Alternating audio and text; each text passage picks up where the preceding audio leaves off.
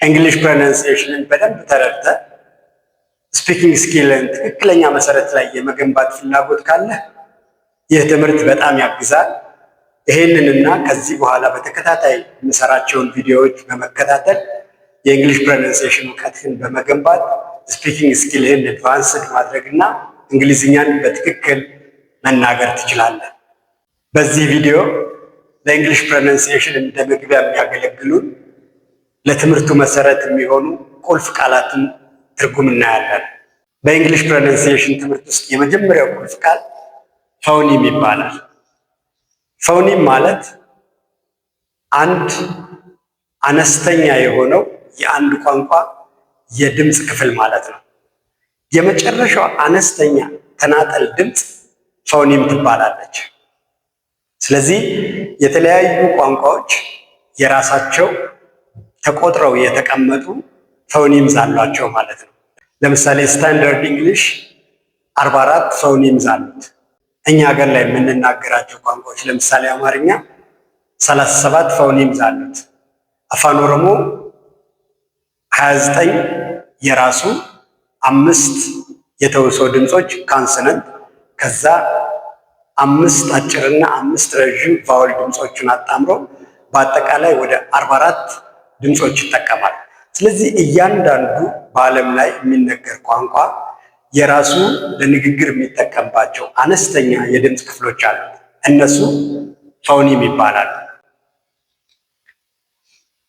ሁለተኛው ወሳኝ ቃል ደግሞ እነዚህን ፎኒምስ የምናጠናበት የሳይንስ ዘርፍ ነው። እሱ ደግሞ ፎኔሪክስ ይባላል። ፎኔሪክስ ማለት የአንድን ቋንቋ ተናጠል የንግግር ድምፆች የምናጠናበት የሳይንስ ዘርፍ ሲሆን የስነ ልሳን ትምህርት አካል ነው። ሶስተኛው ወሳኝ ቃል ደግሞ ፎናሎጂ ይባላል። ፎናሎጂ ማለት ከፎኔሪክስ ቀጥሎ የሚመጣ የስነ ልሳን ትምህርት ክፍል ሲሆን ከአንድ በላይ ድምፆች እርስ በርሳቸው ሲጣመሩ የሚያሳዩትን ተፈጥሯዊ ባህሪ የምናጠናበት የሳይንስ ዘርፍ ነው። ከፕሮናንሲዬሽን ትምህርት ጋር የማይነጣጠል ቀጥሎ የምናየው ወሳኝ ቃል ደግሞ ኢንተርናሽናል ፎኔሪክ አልፋቤት ነው። ኢንተርናሽናል ፎኔሪክ አልፋቤት በምህጻረ ቃል IPA በዓለም ላይ የሚነገሩ ከ7000 በላይ ቋንቋዎችን ድምፆች በአንድ ሰንጠረዥ ሰብስቦ የያዘልን መሳሪያ ነው። በኢንተርናሽናል ፎኔሪክ አልፋቤት ቻርት ውስጥ 157 ገደማ የንግግር ድምፆች ተካተዋል። ከዛ ውስጥ እንግሊዝኛ የራሱ 44ቱን ወስዷል። አማርኛም ከዛ ውስጥ 37ቱን ወስዷል።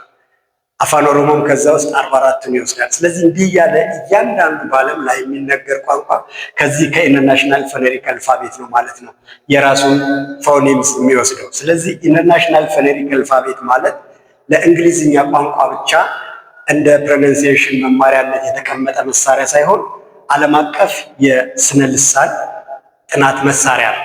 ቀጥሎ የምናየው ወሳኝ ቃል ደግሞ ፎኔሪክ ትራንስክሪፕሽን ይባላል። ፎኔሪክ ትራንስክሪፕሽን ማለት አንድን ቃል በድምፆቹ ጽፎ ማስቀመጥ ማለት ነው። እንግሊዝኛ ይሄንን ዘዴ በደንብ ተጠቅሞበታል። ምክንያቱም ፊደሉና ድምፆቹ በቁጥር የተመጣጠኑ ስላልሆነና ፊደሎቹን ማንበብ ድምፁን ለማውጣት ዋስትና ስለማይሆን እያንዳንዱን መዝገበ ቃላት ውስጥ ሰፍረው የሚገኙ ቃላት ፎኔሪክ ትራንስክሪፕሽን ሰርቶላቸዋል። ስለዚህ ያ ፎኔሪክ ትራንስክሪፕሽን ቃሉን በትክክል ፕሮናውንስ እንድናደርግ ያግዘናል ማለት ነው። ቀጥሎ የምናገኘው ወሳኝ ቃል ደግሞ ፕሮናንሲዬሽን ነው። ፕሮናንሲዬሽን ማለት አንድን ቋንቋ በትክክል መናገር ወይም የቋንቋውን ቃላት በትክክል ከአንደበታችን ማውጣት ማለት ነው። ይሄ ትክክለኛው የአነጋገር ዘዴ እንደማለት ነው። ፕሮናንሲዬሽን ሁለት አይነቶች አሉ። ኢንተሊጂብል ኤንድ አንኢንተሊጂብል ፕሮናንሲዬሽን ይባላል። ኢንተሊጂብል ማለት ኮምፕሬንሲብል ኦር አንደርስታንደብል ፕሮናንሲዬሽን ማለት ነው። ሌሎች ሰዎች በትክክል ሊረዱት የሚችሉት የአነጋገር ዘዴ ኢንተሊጂብል ፕሮናንሲዬሽን ይባላል። እኛ እንግሊዝኛ ስንማር ፕሮናንሲዬሽን የምንማረው ኢንተሊጂብል ፕሮናንሲዬሽን ለመፍጠር ነው።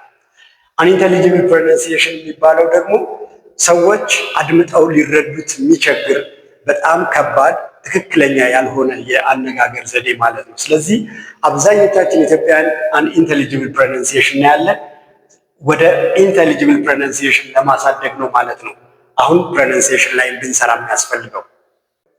ቀጥሎ የምናየው ወሳኝ ቃል ደግሞ አክሰንት ነው። አክሰንት የአንድ ሰው አጠቃላይ የአነጋገር ዘዴ ማለት ነው። በሁለት ዋና ምድብ እንከፍላቸዋለን። ኔቲቭ አክሰንት እና ፎረን አክሰንት ብለን እንከፍላቸዋለን።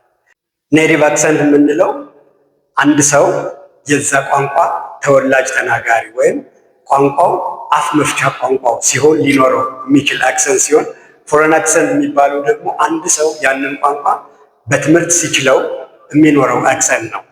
ኔቲቭ አክሰንት ደግሞ ሁለት አይነቶች አሉት በውስጡ ፐርሰናል አክሰንት እና ሪጅናል አክሰንት ይባላሉ። ፐርሰናል አክሰንት የሚባለው የአንድ ሰው የአንደበት ክፍሎቹ አፈጣጠርና ቅርጽ መሰረት አድርጎ የሱ ከሌሎች ሰዎች ድምፁ እንዲለይ የሚያደርግበት አይነት ሲሆን፣ ሪጅናል አክሰንት ደግሞ ያ ሰው ካደገበት አካባቢ የተነሳ ሊኖረው የሚችለው አክሰንት ነው ሪጅናል አክሰንት የሚባለው።